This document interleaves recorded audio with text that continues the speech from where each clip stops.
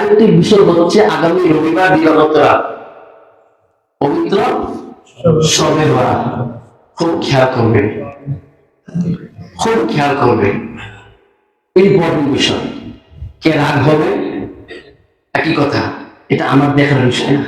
খেয়াল করবেন, আপনার মানে আপনার করেন, আমার কোন আপত্তি নেই, কি করবেন না করবেন, কি বলেন? আচ্ছা, আল্লাহ সুবহানাহু ওয়া তাআলা আল্লাযী খালাকাল মাউতা ওয়াল হায়াতা লিয়াবলুয়াকুম আইয়ুকুম আহসানু আমালা। এই আয়াত আমি ব্যবহার করলাম, খেয়াল করবেন। শবে বরাতকে নিয়ে দলে দলে বিভক্ত। এক নাম্বার কথা, শবে বরাতকে নিয়ে দলে দলে বিভক্ত। একদল আছে শবে বরাত বলতে কিছু নেই এমন বলে, তারা বাড়াবাড়িতে লিপ্ত, তারা ছাড়াছাড়িতে লিপ্ত।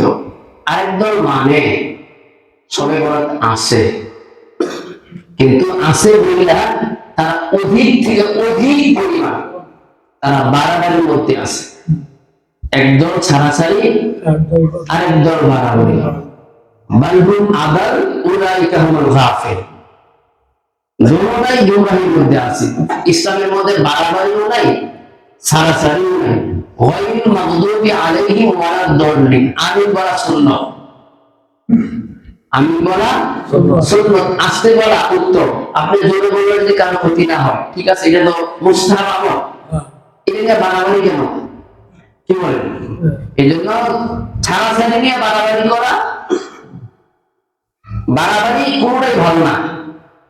তাই বুঝলাম, একদল বাড়াবাড়ি ছাড়ার মধ্যে, আরেকদল ধরার মধ্যে না। এখন যারা ধরার মধ্যে আছে তারা কি করতেছি, আজকের যে সমাজ, এই মসজিদ কিন্তু আপনি থাকবেন না, আমিও থাকবো না, মসজিদ কিন্তু থাকবে, থাকবে না। 50 বছর পরে আজকের যে অবস্থা, আমরা শবে বরাতকে উৎসব মনে করতেছি। কি মনে করি? উৎসব। সবাই বলতে হবে উৎসব, এটা আমার ওয়াদা, আপনাদের কথা থাকবে, সবাই বলতে হবে। শবে বরাতকে নিয়ে আমরা উৎসব মনে করি। কি মনে করি? এই শবে বরাত উৎসবের কোনো বিষয় না, শবে বরাত উৎসবের বিষয় না। এই মসজিদ ইবাদত খানা, এখানে ইবাদত করব, কোন কোন ইবাদত করা উত্তম সেটাও জানতে হবে। কি বলে? কোন কোন ইবাদত করা উত্তম অনুত্তম জানতে হবে না? নবী হাদিস যায়েদ ইবনে সাবিত রাদিয়াল্লাহু তাআলা আনহু বলেন, আফজালুস সালাতিকুম ফি বুয়ুতিকুম লাইলা মাকতুবা। অর্থাৎ নফল নামাজ, নফল ইবাদত, মুস্তাহাব ইবাদত, এই ইবাদত গুলো মসজিদ থেকে ভারী বাড়ি উত্তম, মসজিদ থেকে বাড়ি উত্তম। অর্থাৎ ফরজ নামাজের জন্য মসজিদ কেন? নবী বলেন, সল্লু ফি বুয়ুতিকুম ওয়ালা তাত্তাখিযুহা কবরন। তোমরা ঘরকে কবর বানাইবে না, তোমরা ঘরকে কবর বানাইবে না। এর দ্বারা উদ্দেশ্য হচ্ছে মসজিদে ফরজ করবে, বাড়িতে সুন্নাত আর নফল করবে। বাড়ি কবরের মধ্যে কিন্তু নামাজ পড়া যায় না, কবরের মধ্যে কিন্তু জিকির করা যায় না, তাসবিহ করা যায় না। এই জন্য ঘরকে কবর বানানোর জন্য নিষেধ করছে। কি বলেন? দলবদ্ধ ভাবে নফল ইবাদত করা, এটাও বাড়াবাড়ির একটা আংশিক বিষয়। নফল নামাজ, নফল ইবাদত, নফল বন্দেগী, এটাও বাড়াবাড়ির মধ্যে পড়ে যায়। কি বলতেছিলাম?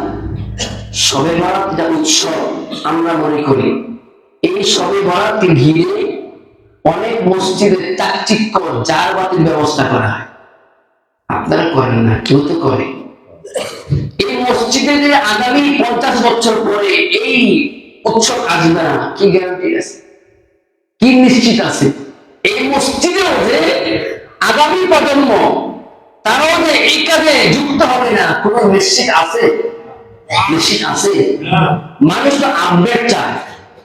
কি বলে এই সবে বরাত যারা মনে করে যে আছে, তারা হালুয়া রুটির সাথে খুব যুক্ত। এখনো পর্যন্ত এই যুগের মধ্যে কিন্তু মা বোনেরা হালুয়া রুটি বানায়, ঘরে ঘরে তার বিতরণ করে, ঘরে ঘরে তারা হালুয়া রুটি বিতরণ করে। মসজিদে, আংশিক মসজিদে, আকসার মসজিদে হালুয়া রুটি হয় না, মিষ্টি আছে। এখন সবে বরাতে ইবাদতের সাথে মিষ্টির কি সম্পর্ক? কোন সম্পর্ক নেই। এখন যে আমরা আপনি জিজ্ঞেস করলে আপনি বলবেন না এমনি এমনি করি, এই এই আয়োজনটা আমরা এমনি করি, ঠিক আছে, তার কথা শুনে আপনি এমনি করেন। আগামী 100 বছর পরে কিন্তু তারা এমনি এটা নলেজে থাকবে না, তারা ভাববে এটা বাপ দাদারা করে আসছে, তারা বাপ দাদারা করে আসছে। এই মেম্বরের মধ্যে 100 বছর পরে কেউ যদি পয়সা বলে সবে বরাতের মধ্যে এইভাবে এই কাজগুলো করবেন না, এই কথাটা পর্যন্ত জনতা মুসলিমরা শুনতে তখন প্রস্তুত থাকবে না। 100 বছর যেটা চলতেছে, 100 বছর পরে আইসা কোন মনে আপনি নিষেধ করতেছেন, আপনাকে আমরা বয়কট করতে মসজিদ চাকরি করতে পারবো, বিরামত করবো না। হইব না এমন? হইব না এমন? এটা বোঝার বিষয়, এটা বোঝার বিষয়।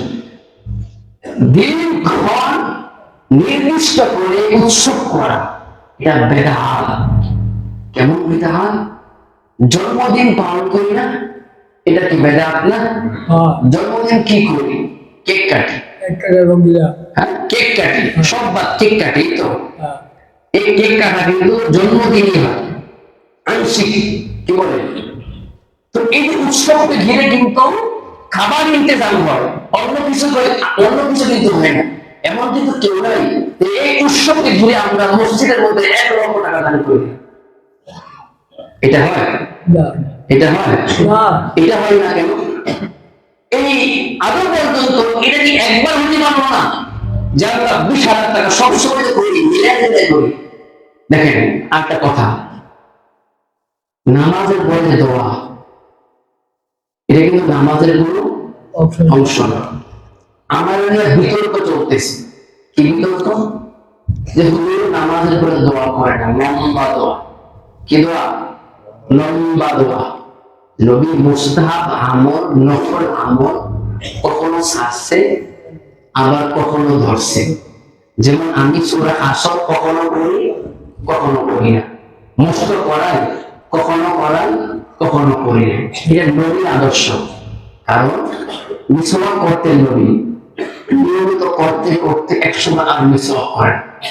নবী বলেন যে আমার আশঙ্কা হয় যদি মিসওয়াকটা ওয়াজিব করে দেয়, ফরজ করে দেয়, আমার উম্মতের উপর আরো একটা ফরজ যুক্ত হয়ে যায়। এজন্য আম্মা জান আয়েশা বলেন যে আল্লাহ নবী ওই শাবান মাসে একটা হাদিস বলছিলেন, সারা মাস রোজা রাখতেন, আবার কখনো কিছু রোজা রাখতেন। এটার কারণ কি?